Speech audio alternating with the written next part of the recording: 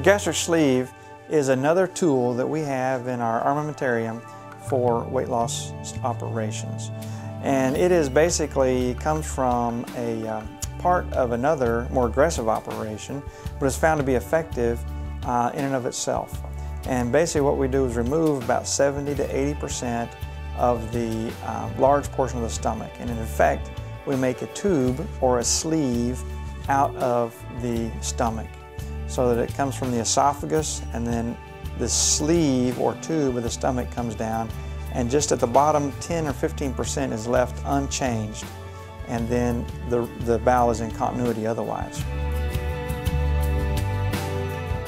Well, like we said, the gastric sleeve is part of a more aggressive operation that's been done in the past. We believe that you need to be able to do multiple weight loss operations, and this is just one of those tools, like we said before. The key to finding out the intricacies of the operation is to have people who have done many of these operations come help us get started, and that's exactly what we did.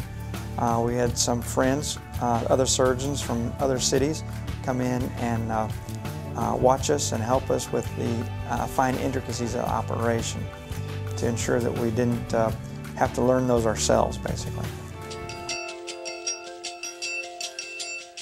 The gastric sleeve is one of the operations that we use to help people lose weight.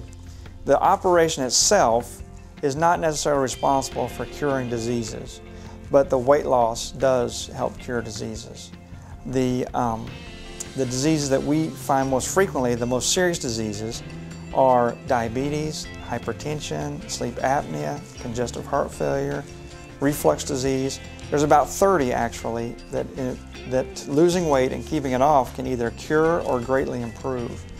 And some of those that people don't think about are decrease the risk of cancer and decrease the risk of dying from cancers if you do get a cancer.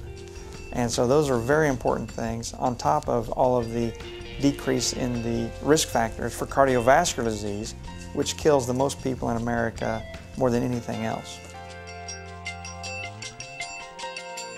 Summary, we don't really believe that there is a subset who's better or worse with this operation than other operations. We just think that it can be a personal choice, and